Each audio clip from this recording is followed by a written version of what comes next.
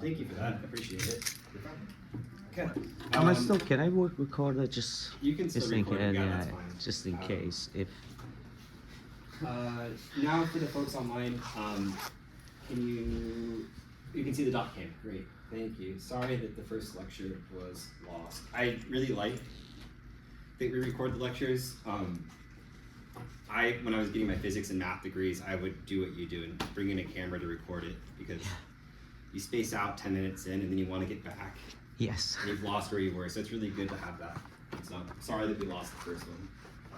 Well, I wanted to show Canvas, but I'm afraid to, well actually let me just try this real fast. If I do this, no, I won't show Canvas. I wanted to show on Canvas where the Zoom link is, but I don't think, you can hopefully figure that out for yourself, right? If you go to Canvas, there's a Zoom link, and then there's the recordings button, but at this point, there's nothing to watch, so this will be the first one. I also posted the first homework assignment. Again, in every other year I taught, these were required. I'm swapping them out for quizzes. I still think that they're a good review. It'll be a little easier, but similar to what you'll see on the midterm and final. I plan to review that next Thursday in class. I meant to post the readings for this week. It would have been pages 1 through 32, so we're going to finish that off today. I'll make sure to post the readings for next week, hopefully tomorrow, so you can read in advance of class. And I believe that's all the announcements that I had. Any questions on the bookkeeping?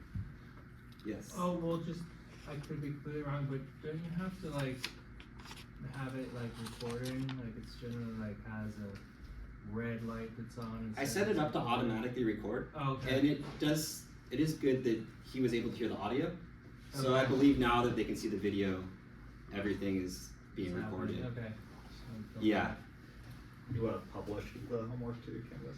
I did publish it, so if I could show my screen on the computer, which I'm afraid to mess up at this point. Yeah. There is the assignments tab. It's Yeah. for 0 points. The homework assignments are just at the back of chapter 1. Okay. Okay, so I like to spend the first 20 to 30 minutes of the class just going through what we went last time. So we're going to start with some basic examples. We began with looking at binary and converting it to its decimal equivalent. So if I were to give you a simple binary number, for example, 1, 0, 1, 0, followed by 4 ones, and I said, convert this to binary, we hopefully all know how to do that. This would just be 2 to the 0, 2 to the 1, 2 squared, 2 cubed, 2 to the 5th, and 2 to the 7th. And we could add those all together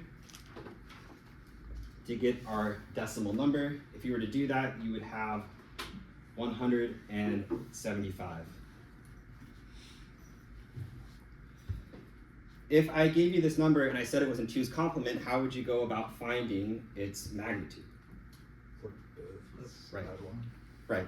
You could flip all the bits and add 1 to know its magnitude. Perhaps you could do this in your head, but I think the best way to do it is just do it on paper so you don't make a mistake. And if you wanted to switch it back to its negative number, what would you do again? Flip every bit and add 1, right? It's pretty straightforward. I didn't really touch on this because it's not very common, but you can use binary numbers to represent decimals. So for example, in the textbook here, after the decimal point, you could have binary to the right of the decimal point. And that, if this is the 2 to the 0th position, then the next would be 2 to the negative 1, and then 2 to the negative 2. So for example, if I took this number that we just computed up here,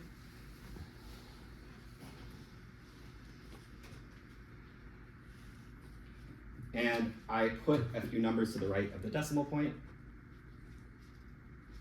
well, we already know this piece here is 175. And this component here would simply be 1/4 plus 1/16, right? Because this is 2 to the negative 1, 2 to the negative 2 spot, 2 to the negative 3 spot, and 2 to the negative 4 spot.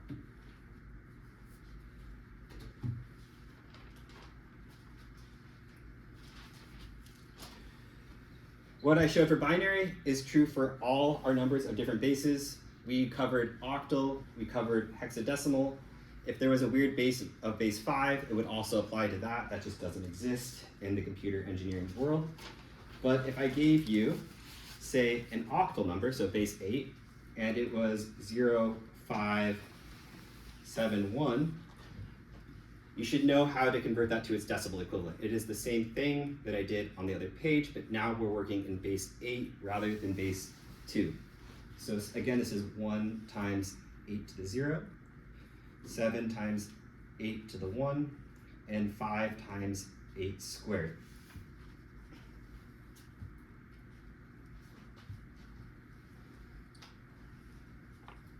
After octal, we touched upon hexadecimal.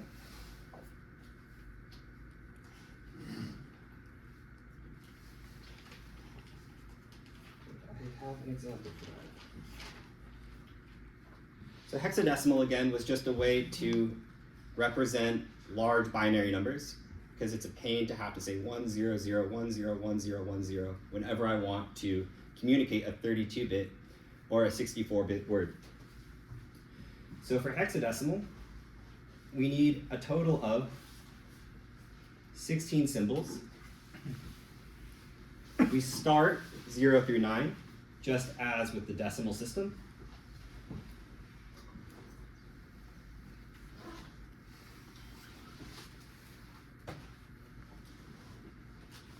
But after 9, we've run out of decimal numbers, so we go to we start using letters instead of numbers. So next would be A for 10, 11 is B, 12 is C, 13 is D, 14 is E, and 15 is F.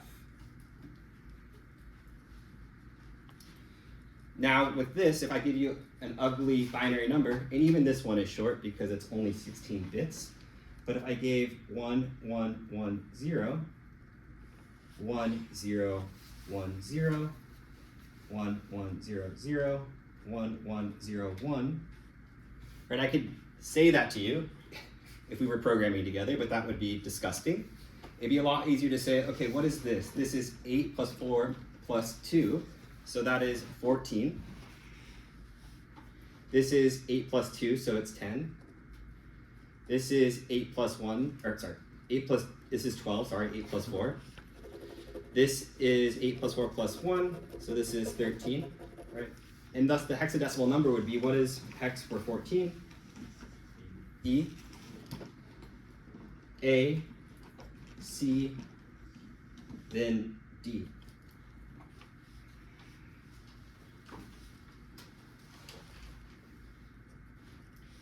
If you wanted to know the magnitude of this number, this is coming back to something I talked about a second ago, you could say that, well, we know D is 13, so D is 13 times 16 to the 0. C is 12, so that's 12 times 16 to the 1. A is 10, so that's 10 times 16 squared. And E is 14, so that's 14 times 16 cubed. You could add those four numbers together, and you would have the magnitude of that hexadecimal number.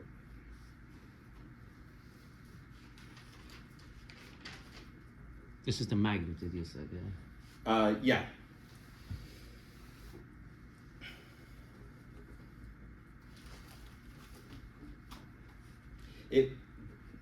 I'm assuming that we're not working with 2's complement here. If it was 2's complement, the magnitude would be different, right? Because the most significant bit would be a 1. To know the actual magnitude, you'd have to go and flip every bit and add 1. Okay. So when I say it's the magnitude, I guess I was working under the assumption that we're not talking about 2's complement at this very second. But Okay. if I'd said this is a signed number, then you would have to go through the conversion to get the magnitude, right? Okay. So, yeah, going off of that, we did briefly touch on 2's complement at the beginning of class, but for 2's complement, it's our way of expressing positive and negative numbers. So the first bit, the most significant bit we call it, is the magnitude. And if it's a 0, it's a positive number. And if it's a 1, it's a, I'll say positive for here. And if it's a 1, it is a negative number. If it's a positive number, it's really easy to know the magnitude. It's everything to the right of that most significant bit. So in this case, we know right off the bat that this has a magnitude of 2. If it's a negative number and we have something like this, it's not as easy to look at it and say, oh, I know the magnitude. It's not going to be 6, right? We have to go through that conversion one more time, flipping every bit and adding 1 to know what the magnitude of this number is. So again, this is the sign bit is the most significant bit, and the magnitude is everything to the right of it, but we don't know the magnitude immediately if it is a negative number.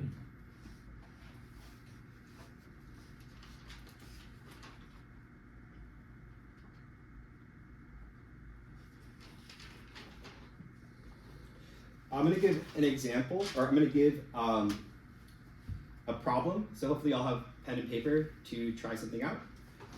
I'm going to have you do some binary arithmetic. I think I'll give 5 minutes for this. Hopefully that's enough. And I'd like you to do -25 minus 35.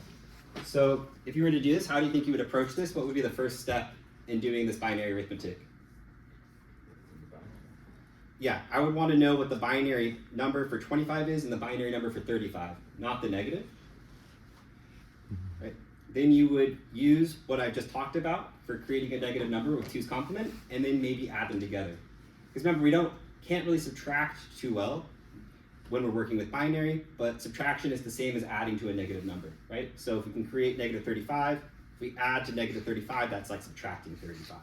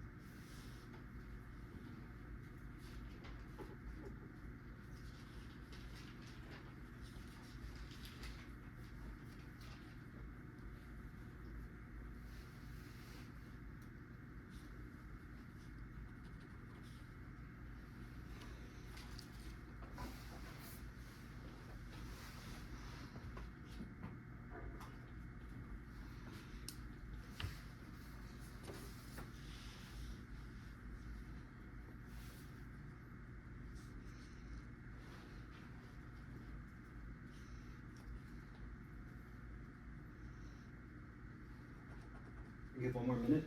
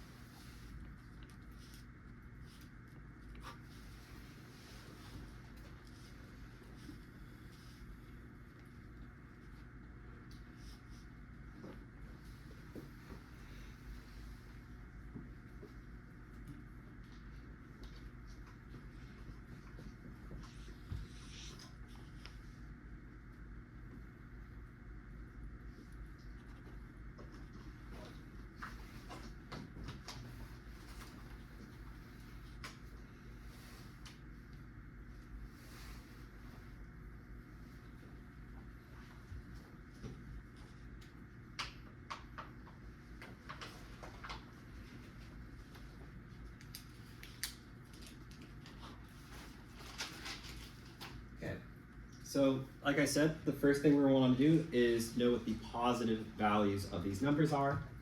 So for 25, that is 16 plus 8 plus 1. So this is 25. For 35, that's 32 plus 3. This is 35. Now I want to know the negative form of those numbers. So let's do this first for negative 25. I'll flip every bit.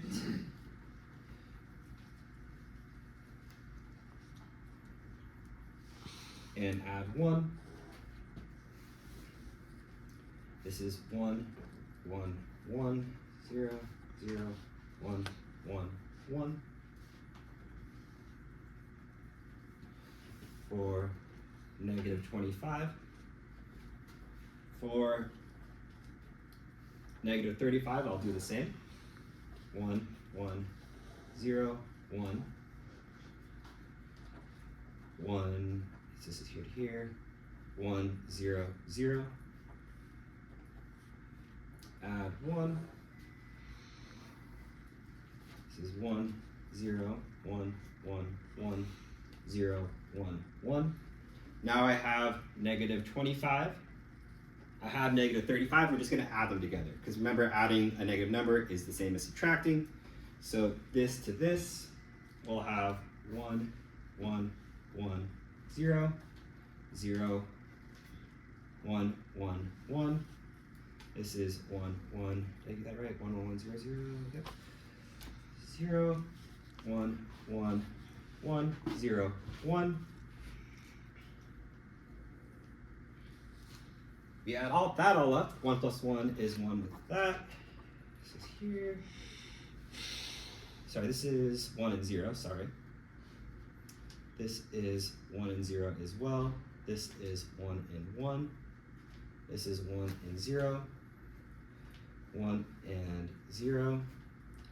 1 and 0. 1 and 1. 1 and 1. When we're adding these Hughes complements numbers, we're going to ignore the carry out. And this will be our final answer. Did I do that right? That's what I had in my notes. Yep. So I might have messed that. Looks good. Is everybody looking at my arithmetic? Yeah. Sorry. It's I don't do good with 30 people watching me sometimes, but it's more or less that's how you would do it. If we wanted to know if we did it right, how would I go about that to make sure I didn't mess up flipping a bit or adding something? How would I know? What is negative 25 minus 35? Negative 60. Negative 60. So what would be a really easy check to know that I got this correct? What the Yeah. 1 to see the positive representation. Exactly. I would expect negative 60. So if I flip every bit and add 1, I should have binary for 60. We always ignore the carry one. Always ignore the carry out when you're working there. You would know intuitively. Well, I'll just say yes. For now, always ignore the 1 in the carry out spot. Yes. Okay.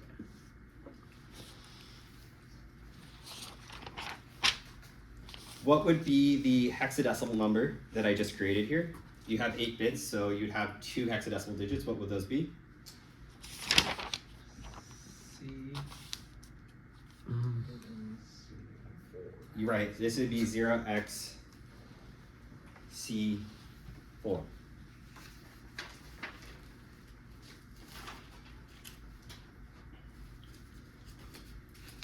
we talked about the number of numbers you could represent with an n-bit binary number. That was 2 to the n. If I give you an octal number that's n bits, or n digits, I mean to say, how many numbers could you represent with that? 8 to the n. And hexadecimal would be 16 to the n.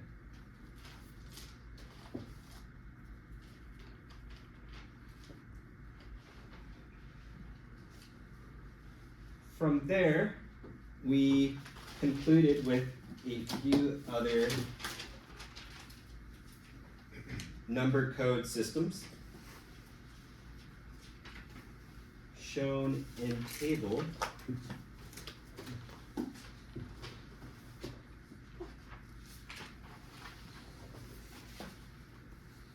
1.1. So first we covered BCD for binary coded decimal. So each BCD digit is represented by 4 bits, and those 4 bits cannot exceed a value of 9. If I were to give you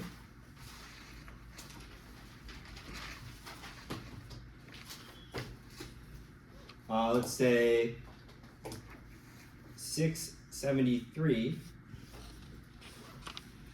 and I asked for that number in BCD, you would take each number and assign it 4 bits. So 6 would be 0, 1, 1, 0.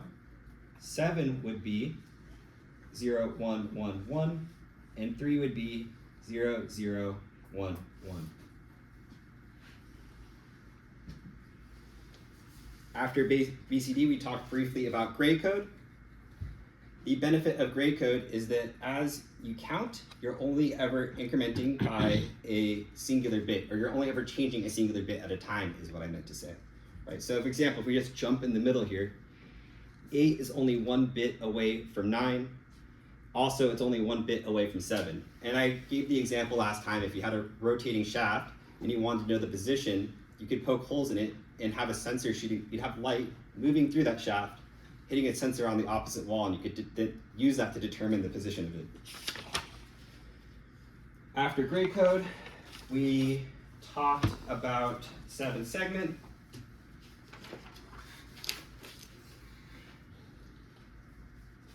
For 7-segment, we divide the alarm clock digit into 7 segments, A through G. So if I wanted to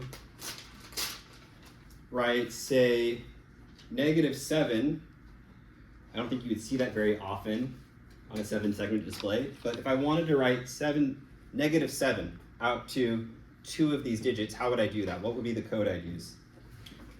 G. Right, so the first, for the negative, we'd want the G, right? That would be the first 7-bit word. And for the next 7-bit word, we want A, B, and C. So first we'd have, if you go A, B, C, D, E, F, and G. First, we'd write out just the G for the negative. And the next word we'd write out would have to be a 7, right? Which is A, B, and C. So the next word would be, I cannot see it. oh, you can't see, sorry. Sorry, there you go. It'd be 1, 1, 1, followed by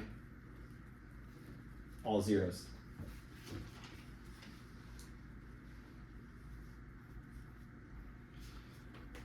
So G always negative? I'm just giving the example. Whatever you want to draw, honestly, you don't have to go by things that make sense. I could draw a little cup at the bottom by passing it an A, D, and a C, right? Yeah. So I said in this case, because I wanted to give you an example that wasn't in the textbook, because there is a table to look this up. How would you do a negative sign, right? And so you'd have to write a high here, and that would be the negative sign in your first word. If I'd given you a number like 32, you would just flip back to the other page and look at the table. So I wanted to create something that was a little bit weirder. Okay.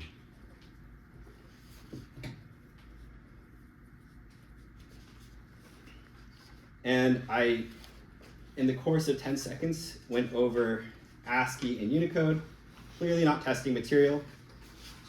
both ways of writing out various characters. Like I said, in 372, you'll use ASCII when you write out to a simple digital display. And then Unicode is its successor. It's much more complex, and it allows you to send things like emojis and GIFs, things of that nature. Actually, no, I don't know much about Unicode at all, except for this one little paragraph. It's not as if I'm coding in Unicode at my job at Intel, but that's why I don't cover it much.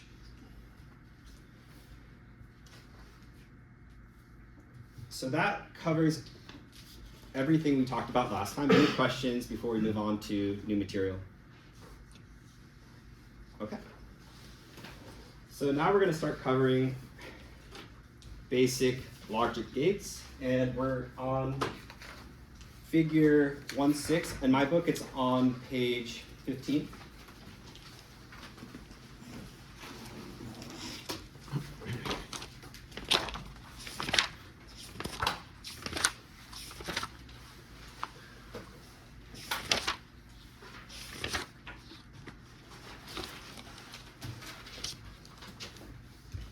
The first gate we're going to look at is just the simple buffer, which is used to increase current drive.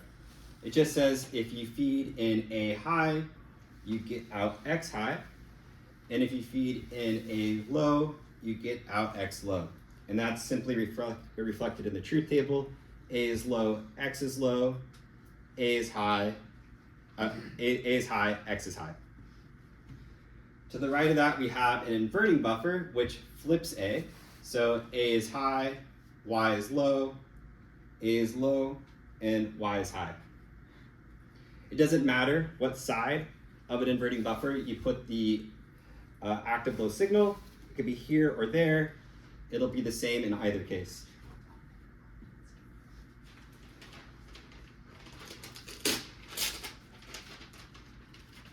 Beneath that, we have the same buffer and inverting buffer, but we've added an enable signal, right? So in this case, if you feed in A high, you'll see X high. Oh, you can't see it, sorry.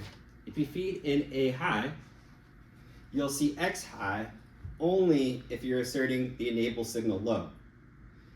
If you don't assert the enable signal low, you're going to have a floating state, which means the line X can really get pulled to whatever other logic is on the line, right? So you're not going to have the intended effect. You're going to have, unless you're asserting enable low, otherwise we call it floating. And this is the same thing here. We have enable coming in, but this time enable is high. And so unless enable is high, you won't be triggering the inverting buffer, right? So if you have enable low here and you fed in A, you don't really know what would be on the other side. We call it floating. Why do we do this? Well, if we have, say, two buffers that shared a single output line,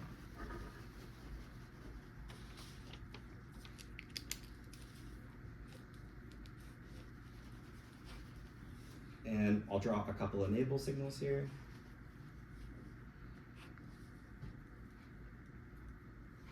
This is our output P. Say this buffer and this buffer were both driving, or let's say this one was driving high and the bottom buffer was driving low. What do you think P would be? It's not 0. We just don't know. So there's some metastability there. You can't have two buffers driving different signals on the same line.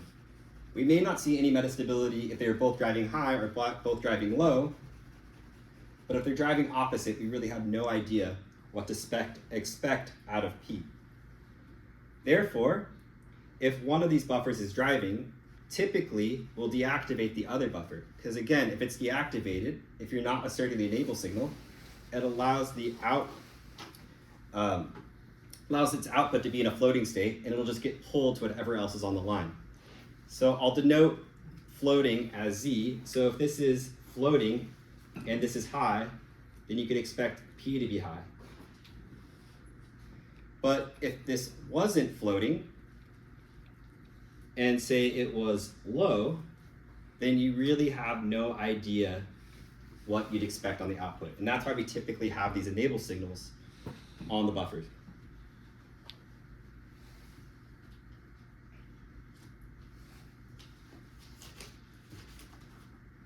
We could draw the truth table for this now. If we take that buffer with the active low enable,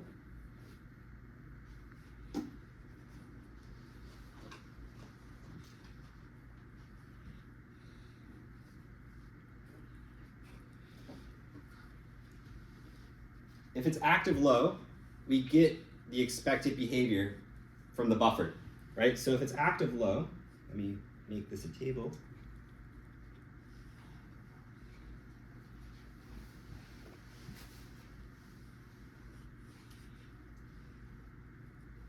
We get the expected behavior. That is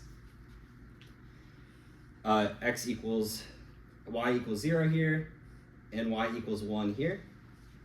But when it's high, we're not asserting that enable signal. And we just say it's floating or high impedance. And we denote that with a z. Right? Meaning the line x can, oh, I'm sorry, I meant to say this was x and this is y, I'm sorry. Meaning the line y can be pulled to any other level.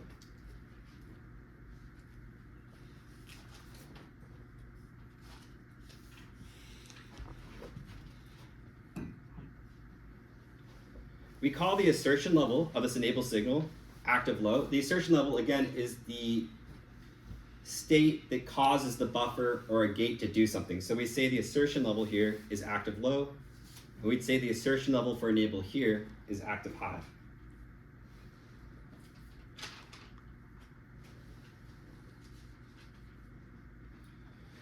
Going beyond buffers, we have some of our standard gates.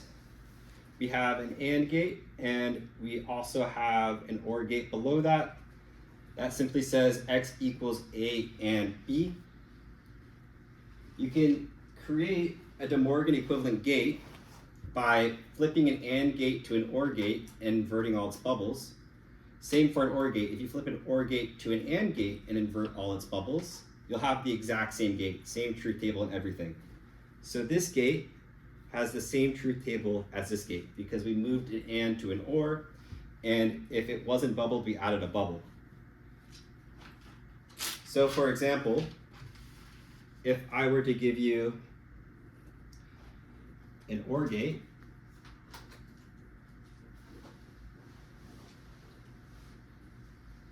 oh, that's about it. Sorry, let me draw this. If I were to give you something more challenging, like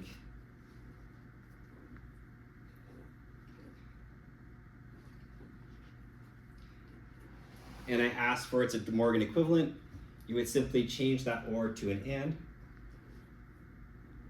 If it was bubbled, it'd remove it. And if it wasn't bubbled, you'd add a bubble. So you'd add a bubble here and here.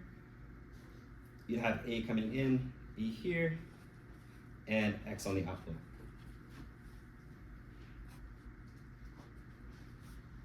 Any question about De Morgan equivalence? Just flip the gate from an AND to an OR or vice versa, and if it has a bubble, remove it. If it doesn't have a bubble, add it.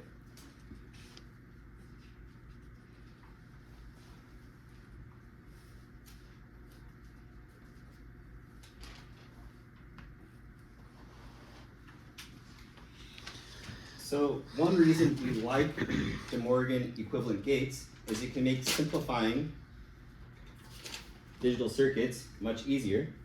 So for example, if I had this particular AND gate with A and B on its inputs, and down here we have an AND gate with C and D on its inputs, and these fed out into another AND gate, NAND gate I mean to say.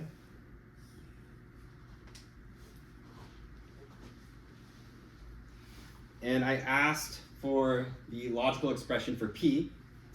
One way to do that would be with Boolean algebra. Boolean algebra isn't part of this course, so I won't ask you to do it. It wouldn't be very hard. You would just say that this is A and B naught. this is C and D naught, and then P here is equal to A and B naught ANDed with C and D naught, all knotted. And then you could use what's called De Morgan's theorem. De Morgan's theorem says that X and Y bar equals X bar or Y bar, and X or Y with a bar all over the top equals X bar and Y bar. So we could use that here and break this up. So this then becomes, using this particular property, this becomes A and B bar bar ORed with C and D bar bar. A bar and a bar cancel, and you have A and B ORed with C and D, right? So that's one way of doing it. And I'm not gonna ask for you to do any Boolean algebra in this class. So the way I would do it and make it a lot simpler is I would use the De Morgan equivalent gates. So the De Morgan equivalent gate for this top left gate is an OR. Where did I mess this up?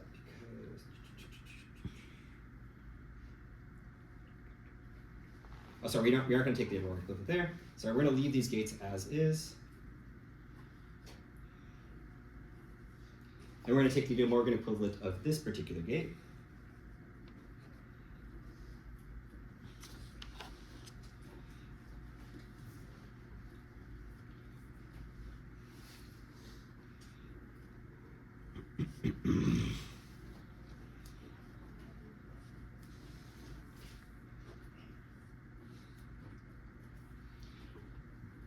See how this gate is the exact same as this gate, has the same truth tables, and there's a rule that says if you have bubbles in sequence like this, you can cancel them. So now I can just see by looking at this that this is A and B, and this is C and D, that P is simply equal to the OR of A and B and C and D, and I didn't have to do any of that Boolean algebra.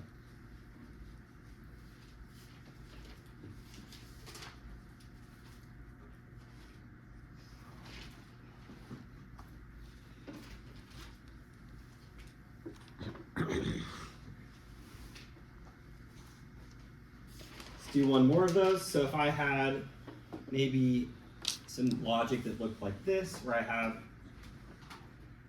A and B on the inputs, and it fed into another OR gate P here.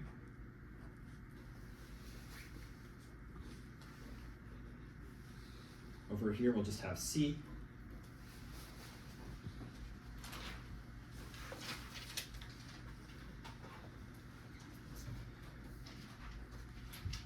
What gates would I take the De Morgan equivalent of to simplify this circuit?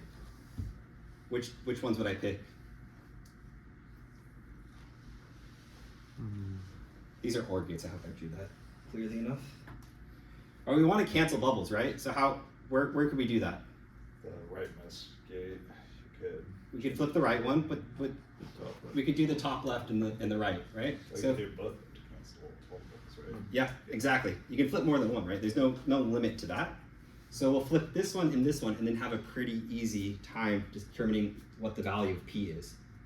So we'll flip the top one, which becomes an AND. We'll flip this one over here, which adds a bubble here and here. And we'll leave that as is. This is P, A, B, and C. These all cancel, and P is just equal to the AND of A and B and C. It's a lot easier to look at than what we had up top.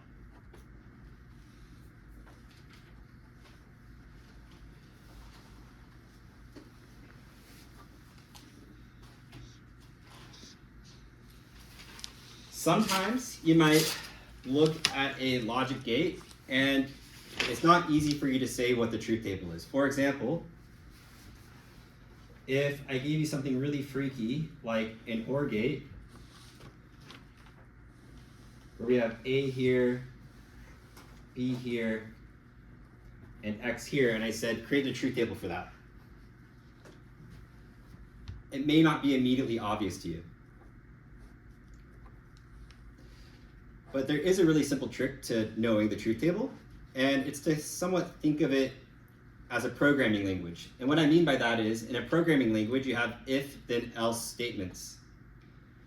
So for example, I could say, if A is high and B is low, then X is low, else X is high. Right, so I would say, if A is high, and B is low, then X is low, and then in every other circumstance, X is going to be high. So for all these other ones, X is going to be high. Right? I just, again, read it out as if it was a programming language, and it made it a lot easier to create the truth table. So what about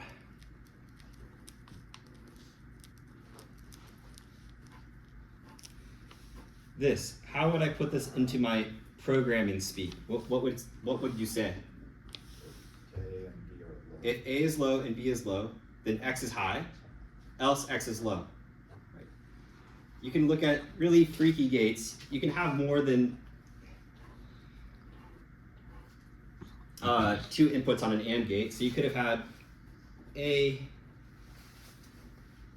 B, C, and D, and then some output Y, right? And I want to say, what is Y? Well, I know that if A is low, B is high, C is low, and D is high, then Y is high. But in all other circumstances, Y is low, right? It's just a simple if then else. And I can say that, and then I can go from there to create the truth table.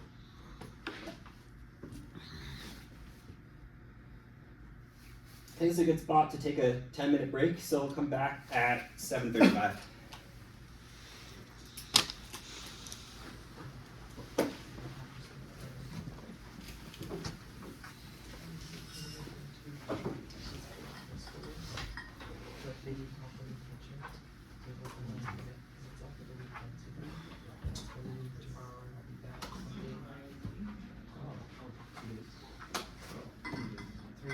How's your other classes going? That's the only one I'm taking. Oh, it's the only one. Yeah, I work full time, so it's gonna be kind of rough. This is your first. You said you were in the bridge program? Yeah. You say you're at, where are you working at? I'm a controls engineer, just out of hydraulics. Oh, that's cool. Yeah, make big machines. How did you end up doing that? I did mechanical engineering my senior year. I took all my controls, theoretical controls classes. It's kind of like thing. Got a job in it. Didn't realize how much travel there would be. Oh, really? Not the biggest fan. That's cool. The work is pretty fun. Mostly just programming, electrical design, low voltage system. Is that why you're kind of coming back on this bridge program? Yeah, You trying to stay in the same field then, or? not necessarily. I kind of like to work at a lower level than what I don't know. You are with like industrial PLCs and HMIs. Not at all. Yeah, it's like rather design the hardware / firmware. Oh, we do kind of higher level stuff. It's kind of hard. Yeah, well then it's the right degree for you. Yeah. Trying to get it right this time. Kind of regretted my mechanical engineering degree. It's like I should have done electrical. Yeah. You didn't do the mechanical engineering degree here? I did. Okay, yeah. The big difference between the mechanical engineers and the electrical engineers is they stick you in the basement down here with no sunlight. Whereas I think you guys are always Yeah, in the it's top nice floor price with the big glass windows. Yeah, this building is a lot more confusing. Yeah. Yeah. I got my master's here and I still get lost in it. What was your master's in? My master's was electrical computer engineering from Portland State. Oh, so basically, yeah. Mm-hmm. It's pretty dope. Is that like, were you doing something related to that before? the master's? No, like I said, I got a couple degrees in physics and math, and then Just had a change of heart. I was about to go to grad school for physics, but I had seen a lot of my friends do that for years and then come back unsuccessful without a professorship, and I didn't. I panicked, and I'm actually really happy I did because I love what I do now, Yeah. and I'd probably still be postdocing or Any likely not a professorship. likely not a tenured professor at this point. So, Seems difficult. yeah, Whatever. yeah. So you mostly do FPGAs and stuff. Yeah, like I said, I work with emulators, which are boxes that contain many FPGAs, so you can model much bigger models. Makes sense. I never really thought of Yeah, needing to emulate physical chips. But an FPGA would be good maybe for like a small IP, like a memory controller. yeah, But if you wanted to model or prototype. an entire SoC, I mean, even these $1 million FPGAs aren't capable, but you take much bigger chunks of the SoC than you could ever accomplish with like just an FPGA. So, for example, we might have a chip that we're building with 100 cores. There's no way we could fit 100 cores on an emulator, but we'll enable 4 cores, and that's still much better than we could have ever gotten with an FPGA, where you're just looking at one small piece of it. Yeah. We were putting Intel Shenzhen. Uh-huh. That's the only place I've ever seen an FPGA. You'll use them if you take the embedded systems route. I'm sure a lot of the tracks use them, but I know for sure on the embedded systems route. It's pretty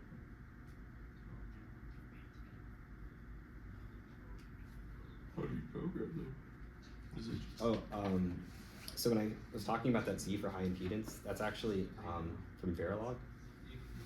There's 2 languages for programming hardware, Verilog and VHDL. Although we don't even teach VHDL at Portland State. I don't know what companies use it at this point, but it technically that's exists. popular? System Verilog, which is the successor to Verilog, is the language for creating hardware. It's commonly used in industry. Oh, VHDL? System Verilog. Oh, System Verilog. Yeah, exactly. It's interesting because you're not using it to solve problems like you might with like other programming languages. It's called a hardware description language because you have to think of your code as hardware. So you're like, I want this many, gates, and I want them in these locations. So you're more describing something than coding, and it makes it really hard to think about. I like to always say that like programming languages have a lot of similarities. They all have like if statements and for loops and that, and it's just different in Verilog. it's a little more, yeah. But Can you put an automation into it? It seems like it'd be pretty tedious. yeah, so there's like 2 types of Verilog. How am I doing on time? 4 minutes. There's 2 types of Verilog. There's synthesizable and non-synthesizable. So synthesizable is what we use to create the chips. And that means that you have to write it in such a way that you can send it to a synthesis tool and it would tell you what it would look like as a physical chip. But then you can also write test benches to test that chip in Verilog, and those don't need to be synthesizable. So like for example, like if you wanted to like automate your test stimuli or something like that. But yeah, that would never be able, you could never fabricate that. Yeah, that makes sense. Mhm.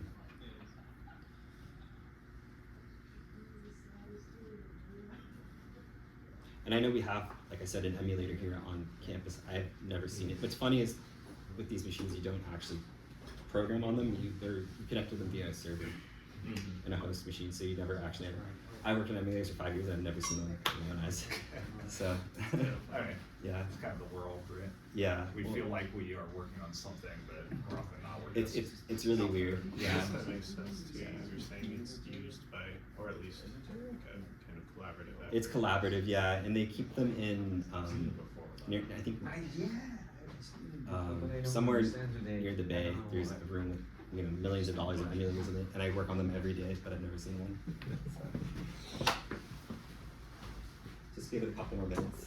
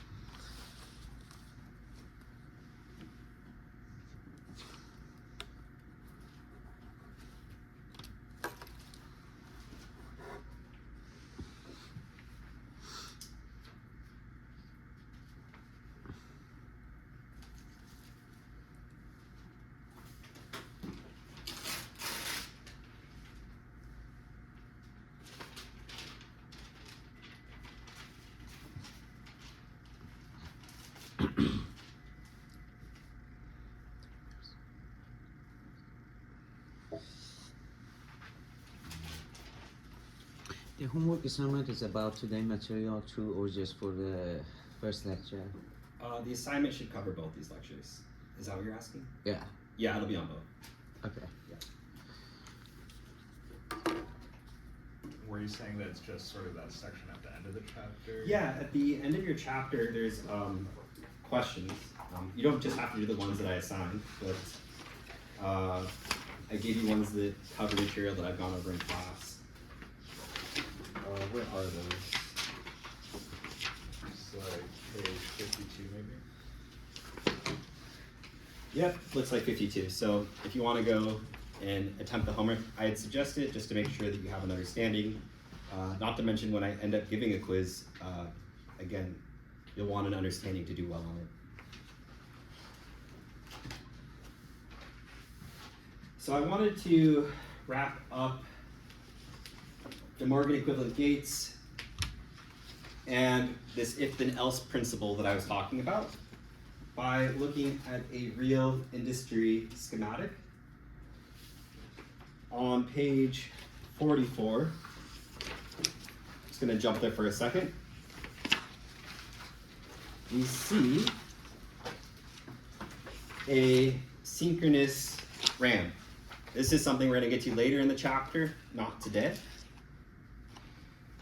And I wanna look just here, it's kind of hard to see at this clear not symbol. That says that to assert that signal, clear not, in order to clear the RAM, you have to assert an active low symbol, active low signal. Just to blow it up, I redrew that here. These are the signals you would have to assert in some way to assert clear not in that figure. Now this is kind of strange, right? Because why would you draw an OR gate with 3 bubbles? You could have just drawn an AND. Why would you draw an AND gate with 3 bubbles? You could have just drawn an OR. Well, they did that on purpose because it makes it easier for the engineer using this if-then-else principle to understand what you need to do to assert clear not. I can work backwards through this. If ADSC is low, or the signal coming in here is low, then this is low. So we know clear not would be low when we assert it. If ADSC is low, or this is low, then this is low, and this is low if this is low and this is low, right? See, by having the bubbles, it was easy for me to speak it out, use these if then else statements, and determine what I needed to do to assert clear not. If I, and I wasn't gonna, let me redraw it. This is my notes that I was gonna use to teach. I could have taken the De Morgan equivalence.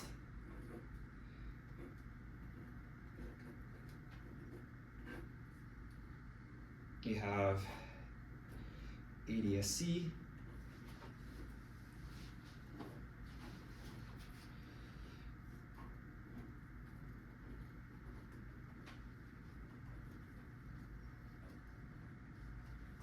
Here I just drew it out without the De Morgan equivalence. And I have nothing to say about this because I would have to create a truth table. I don't think I could speak this out in my head. If ADSC is high and this is high, then clear is high, else it's low. Now we're working backwards. You know, it's not as simple. It's just, it would be to step backwards by using the De Morgan equivalent gates. I think this is something you have to go and take home and look at and understand why it's easier. Students ask me about this every year, why this is easier for me. But try to put it in if then else's. If this is low, then this is low, then this is low. We get what we want. And this is low, if this is low, and this is low. Right? I can just step through it and speak my way through it. It's difficult to do with these gates though. Again, I would probably end up creating a truth table to determine how to set clear not low. I couldn't just easily speak my way through it.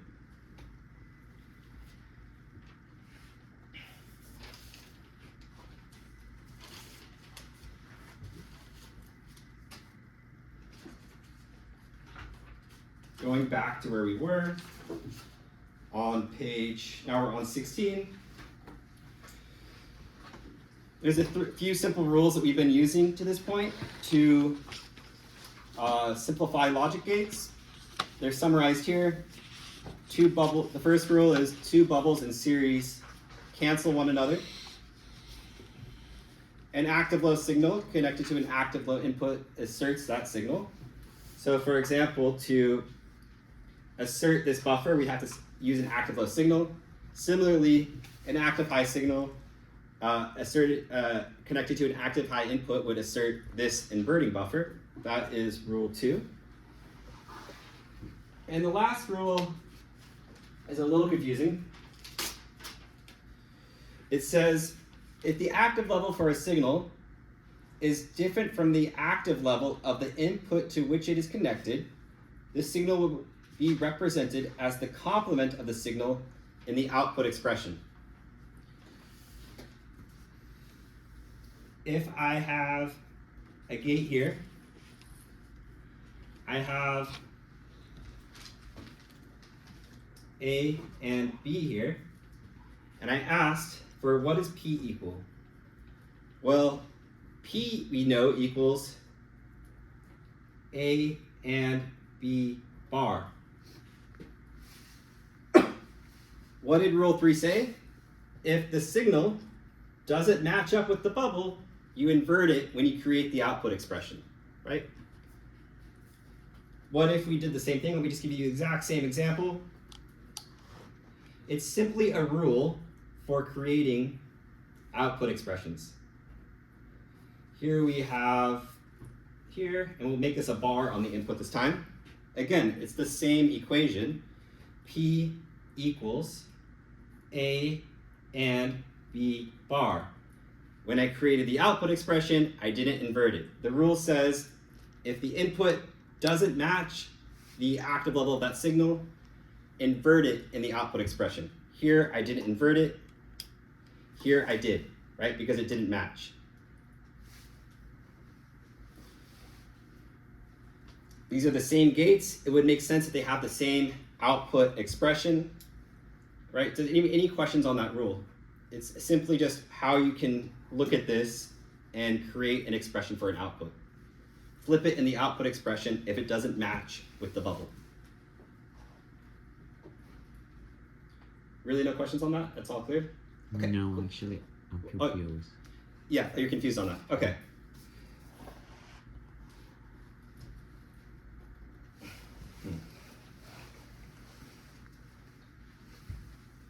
Trying to think how I could say this a little differently.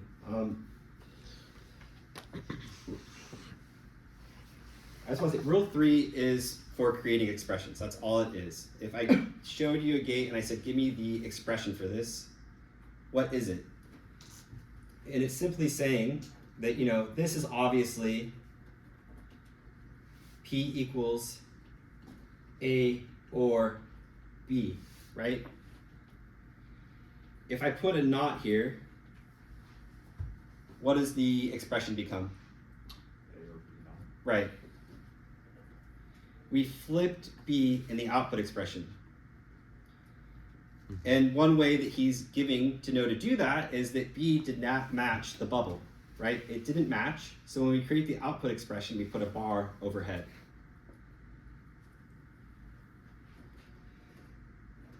Putting B bar here is really the same thing. It's just a different way of writing it, but we still want the same output expression, right? Okay. So here, P equals A, again, ORed with B bar.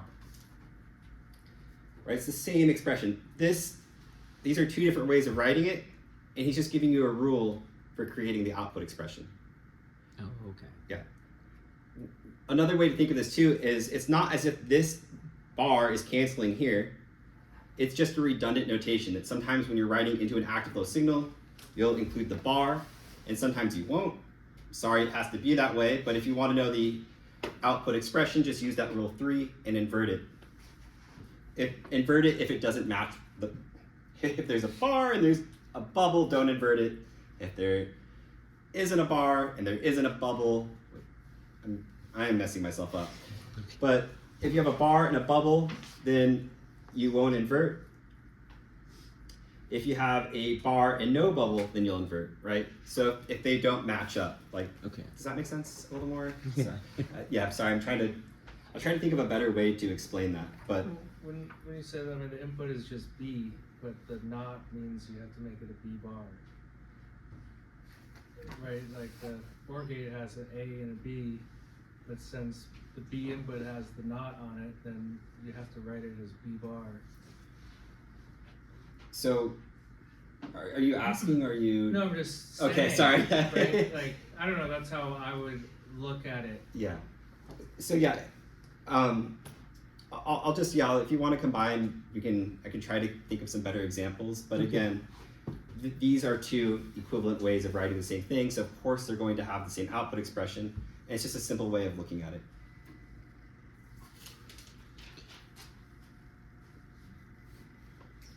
Okay, we're going to move on from logic gates. We'll look briefly on page 19 at figure 1.7.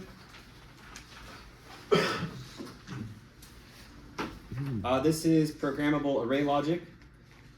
This isn't testable, but I like to cover it because this is at the heart of how an FPGA works, which is what I do. It says that if you have a few gates, you can create multiple logical expressions. So we have AND gates, we have OR gates, and we have some inverting buffers. These inverting buffers, A can go A or A naught, or it can feed out B or B naught. And it's showing how we can create all these different logical expressions. So for example, let's look at how we would create this bottom expression here, which is A bar B ORed with AB bar. So we'll trace it. This OR here comes from the OR of this point and this point, the OR of A bar B and AB bar, right? This and this are getting fed into this OR gate. That's how we're visualizing it. And how did we get to A bar B and AB bar? Well, we come back to the right. For AB bar, we had this inverting buffer drive out an A bar, and this inverting buffer drive out a B, and they fed through an AND gate.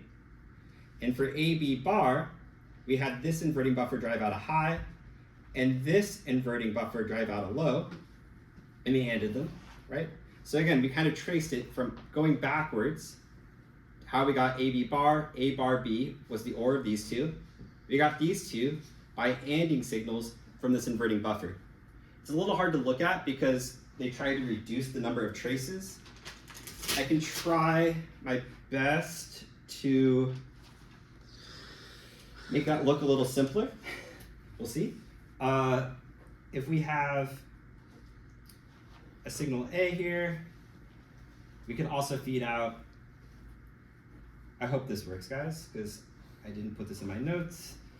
We could have B, or we could have B bar, right? These are the four possible signals we could get from these buffers. A can go high or low, B can go high or low.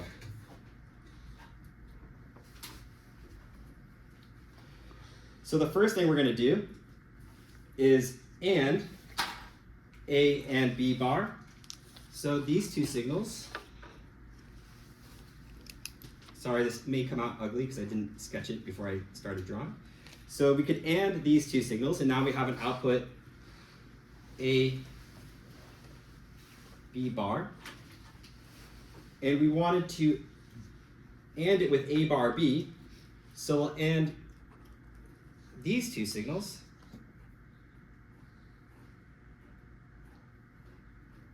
to create A bar B. Excuse me. Right? So see, that's how now we're on this side of the programmable array logic. And then we could take these two, feed them through an OR gate, and on the output, F1 would equal A bar B ORed with A B bar, which is what we see in the bottom here, which happens to be the same as an exclusive OR gate. So we started with our ANDs, our ORs, and our buffers, and we're able to create all this different type of logic. Again, not testable, but I do find it interesting. So, any questions about this? I can trace another one for you if you like. Can you see that? Because Yeah, sure. Do you want me to leave it up here a little longer? Or? Yeah, that bar is over here. It doesn't let. Sorry, I didn't sketch very well, but this is.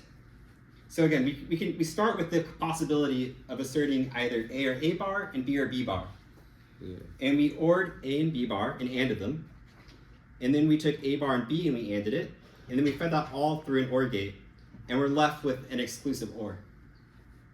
You can create all different types of logic just from a few set of gates, right? So that's what we're trying to show here.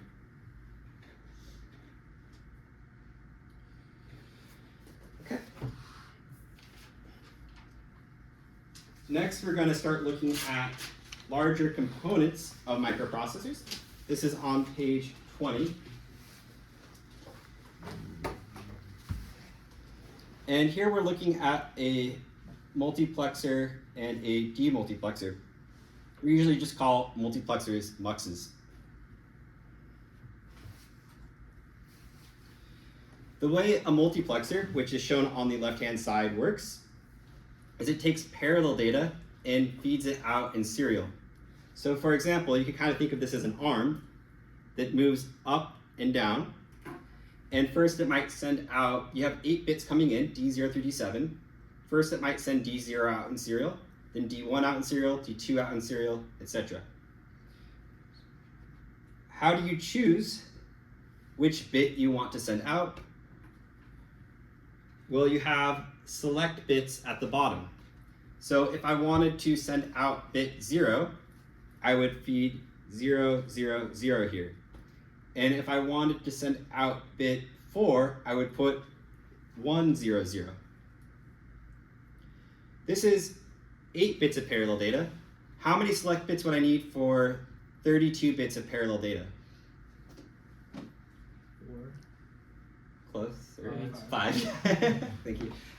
Yeah, so if you had 32 bits, right? Coming back to what I said, how many states can you represent with n bits, right? If you wanted 32 parallel lines, we would need 5 select signals, right? 2 to the 5th is 32. On the other hand, we have a demultiplexer. And a demultiplexer does the opposite of a multiplexer. It takes the serial data and feeds it back out in parallel. So it'll take, so it's the same thing. So we have our select bits, and if we feed it 0, 0, 0, it's going to feed out to Y0. If you feed it 0, 0, 1 here, it's going to feed out to Y1, etc. This is, I think, from an actual schematic. I like that they're using industry schematics, and I don't, because I think that the bubble here is a little confusing. Don't stress on that. I would just try to imagine this without this particular bubble, and just know that it's going to feed the bits out the same way they came in. You can kind of think of it as 2 arms. So you have D0 here feeding out to Y0, D1 feeding out to Y1, D2 to Y2, etc. How do we know, though, that D0 is always going to go to Y0, D1 is always going to go to Y1, D2 is always going to go to Y2? Well, they have the same select lines. So when you're feeding 0, 0, 0 here to this multiplexer, it's also sending 0, 0, 0 to the demultiplexer. And then you switch it to 1, and it sends D1 to Y1, right? This wouldn't be the case if we had a different set of select bits between the multiplexer and the demultiplexer.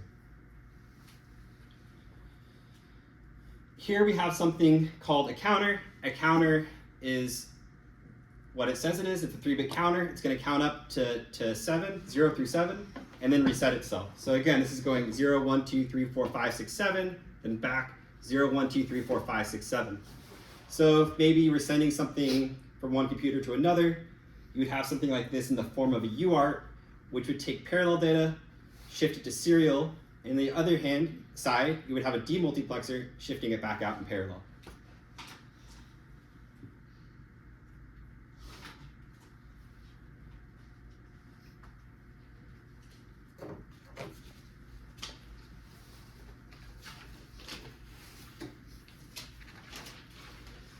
On page 22, we have decoders and encoders.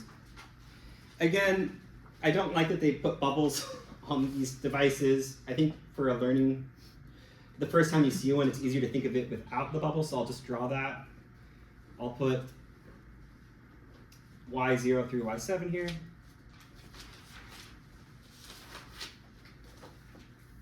Y0, Y1, Y2, Y3, Y4, Y5, Y6, and Y7. Then you have your three inputs here, A, B, and C.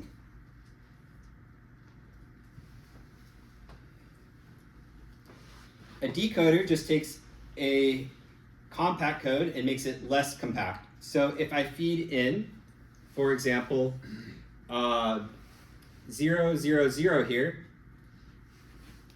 A, B, C, so put C, B, A, and then we have Y0 through Y7,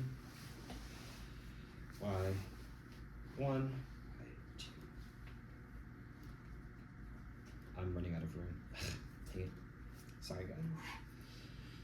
C, B,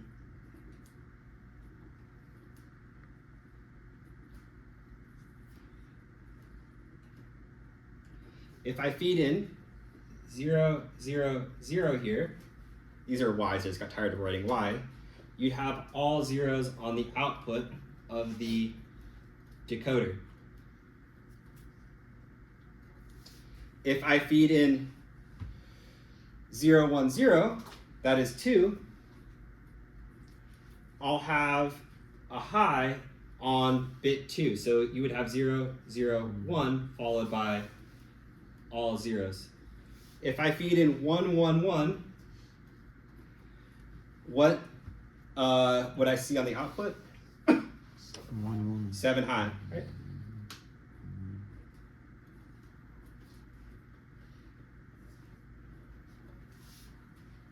So we use these a lot with memory devices. So usually you have maybe multiple RAM devices to select from. And maybe each memory device is enabled with an active high signal. So if you want to send an active high signal just to enable one memory device, it'll feed in a code to your decoder, which will send out an active high signal on the 7th trace and enable that particular memory device. So for example, you might have had, a couple memory devices out here. So device 1 and device 2. And each of these signals, each of these memory devices is enabled by an active high signal. If I wanted to enable device 0, I would feed in 0, 0, 0. And if I wanted to enable memory device 1, I would have fed in 0, 0, 1. The opposite of a decoder is an encoder. Again, I'll try to draw it without the bubbles just to make it a little easier.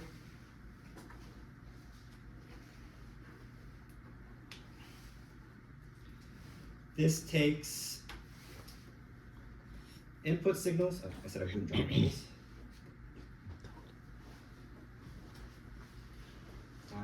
I0 through I7. And it feeds out A, B, and C. This takes a less compact code and makes it more compact.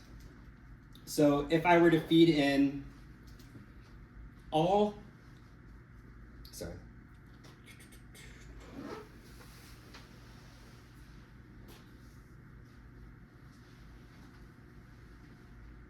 right. So if I were to feed in, for example, all zeros, but maybe a high in this bit position, you'd get out, let me draw this, I0 through I7.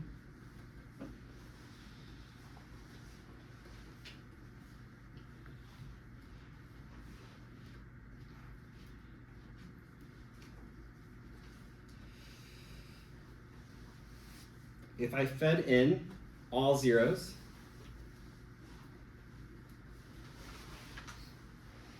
I would get out 3 zeros, right? If I fed in maybe something in the 2 position here, 1, 0. yep, it would be 0, 1, 0.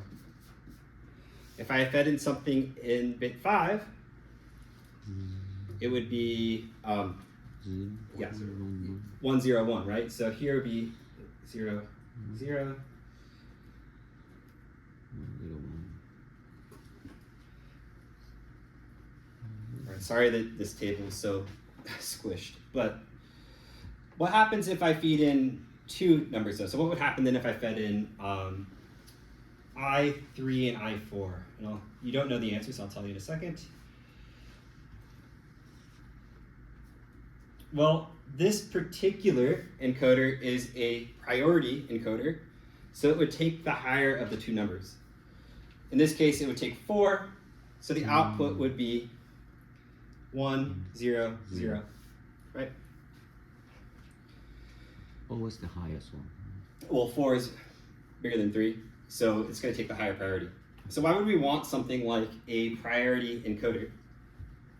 Something that we're going to cover in the latter half of the term is something called an interrupt. And an interrupt is something that occurs in hardware that stops a program from executing.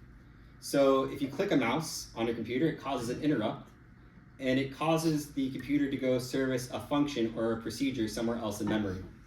Do a procedure for clicking the mouse.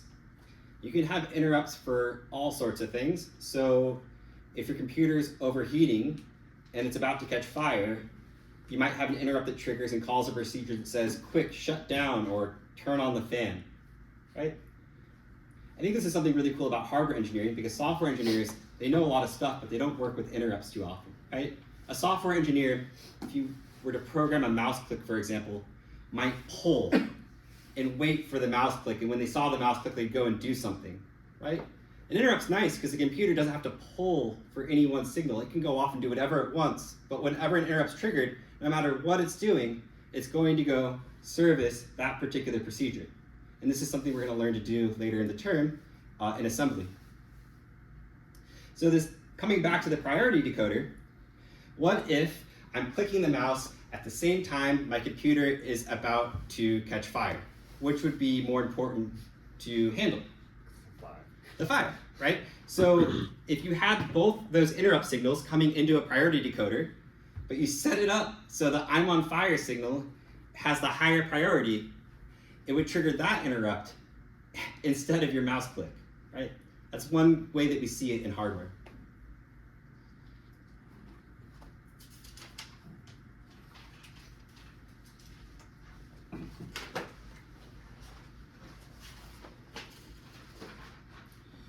Next, we move to page 24, and we're going to look at a couple simple storage elements for storing a couple bits. At the top, we have a latch, and at the bottom, we have a flip-flop. Each of these is a storage device for just one bit, and they differ when you look at their timing diagrams. So this is a timing diagram. It's very simple to look at. I imagine that everyone has seen one, but if the signal is high, it moves up, and if it's low, it's towards the bottom, right? So this is saying that our clock is going high, then low, then high, then low. And just to make this a good example for our textbook, we're also oscillating our input data to that flip-flop or latch periodically as well. It's not as if data moves periodically like that, but again, it's a textbook example. So let's first look at the latch. So again, our latch has a D input and a Q output, and it has a clock, right? I'm simplifying even what we have in the textbook. And a latch says that whenever the clock is high, Q is a mirror image of D. Do exactly as D does when the clock is high. When the clock is low, leave it where it was. Don't change it, leave it in its last state. So looking at the timing diagram, I don't like that they drew the latch at the top, but they put it at the bottom here. So we're looking at D, clock, and latch. Just ignore the flip-flop in the middle for now. We have the clock go high, and the data coming into the latch is high. So what do? We mirror it, right? We have the output Q go high. Then, at this point here, I'm trying to draw here, D goes low, and again we mirror it, so the Q output goes low.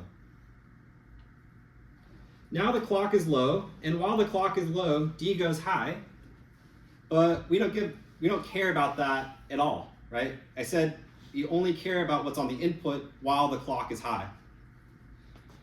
The next time the clock goes high is here, but D is still low, so we're not going to change anything in our output.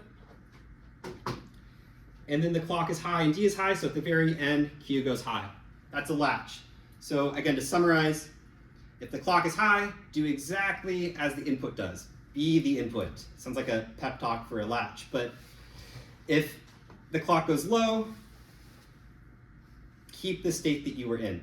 And that's different from a flip-flop. A flip-flop is edge triggered. It's a flip-flop says, and by the way, this little triangle here means it's an edge triggered device, says when the clock is high, take the value of D, and at all other times, ignore the value of D. So here, now we're looking at this middle one, second to the bottom here. Clock goes high, what is D? It's high, so Q of the flip-flop is going to go high.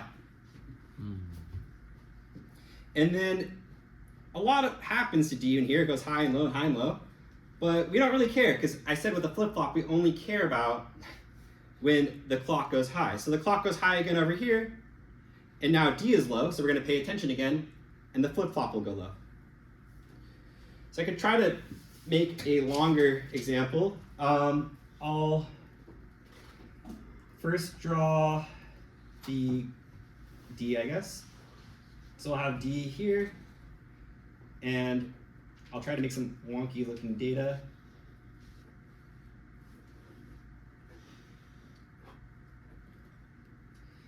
And I'll have a clock that I'll try my best to draw periodically.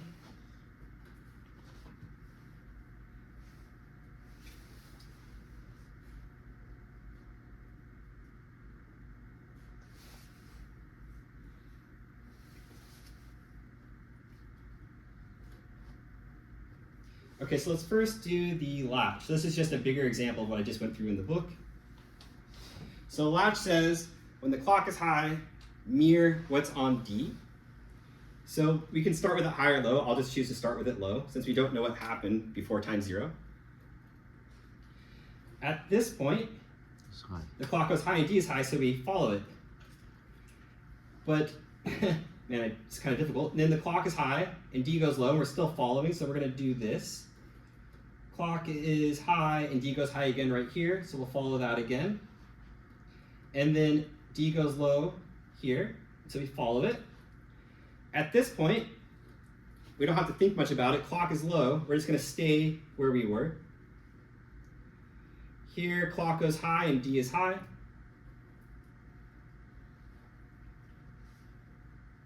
And then it goes low, but we're going to keep that state, right? Because it's a latch. When the clock is low, we don't care what's up here, so we'll remain high. Next time clock goes high, D is low, so we'll drop, but just for a second, because then clock goes high and D is high. But before it goes low again. And that finishes us out. So that would be my Q latch for that. Questions about that? So again, mirror what's on D for a latch when the clock is high, else just leave it where it's at. For the flip-flop, we're just going to care about the edges. It's edge triggered. So it's a little easier to do the flip-flop. We say, okay, we'll start low again, and the clock goes high here, and we're high. And we can skip all the way over here, and the clock is high there, so we'll stay high there. Then we'll skip all the way over here, the clock is high, but D is low, so we'll drop back to 0 here. It'll move over to this point, clock goes high, but we're still low, so we finish it out like that. Okay. Questions about these diagrams, these timing diagrams for latches and flip-flops? It's gonna be an exam, something like that. This is an easy exam, easy quiz question for sure. It's also not very difficult, so I mean, I'm not trying to make the quizzes, I'm not trying to, I want you to pass them, it's more or less just so I can see that you're showing up and getting the basic examples. So.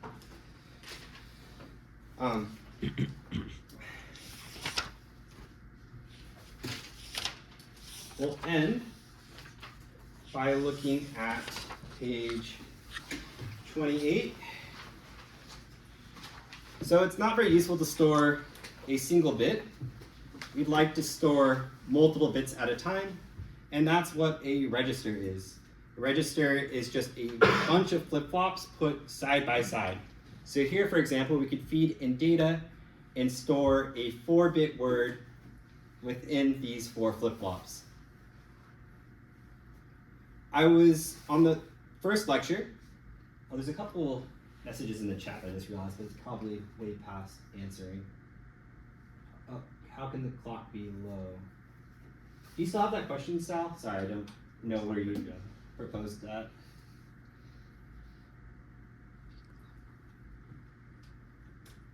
I said he got it. Oh, got it. Gotcha. Where am I going with this? Okay, so in the first lecture, I was describing like the basic overview of what a processor does, and I said it has data memory that could also store in a cache, or it could also store in a register. Register being the fastest way to retrieve your data. Well, here's that register. You could store 4 bits at a time in a 4-bit register like this. And it's the fastest way to retrieve your data if you want to store it, because it's just 1 clock cycle to get that data back.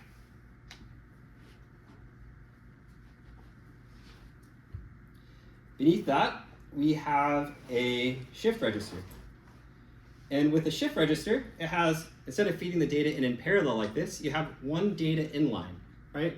So if I put data in here, on the next clock pulse, that data will be on the output. On the next clock pulse, it'll be on the output, on the output, on the output, right? It moves through 1 clock cycle at a time. If there was 8 flip-flops, it would take 8 clock cycles to move from one side of the shift register to the other side of the shift register. This is great if we want to increase the time it takes to send a signal from one place to another. For example, in a guitar amp, if you wanted to modulate the sound, you could put thousands of registers in series like this, and it would take longer for the electrical signal to go from point A to point B, or however many flip-flops there were, and whatever the frequency of the clock was would determine how long it took the signal to get from A to B. And I'm going to save this for next time, but this kind of brings together more or less what we learned with muxes, and now with registers and flip-flops. Here we put muxes between the flip-flops, and so we'll kind of get into this more next time, but you can see that if the mux is in the up position, so all these muxes are facing up, then we're really left what we have in diagram B here. We have a shift register, which slows the movement of digital logic from point A to point B. But if we wanted to feed data in parallel, we could move the mux to the downward position, feed data in parallel. Now we've loaded it up in parallel data, shift the mux back to the upward position, and shift it out in serial. So this is a shift register, but with muxes, and it's good for moving parallel to serial and serial to parallel data. That's all I wanted to get through today. So I'll stick around for questions, but yeah, see you next Tuesday.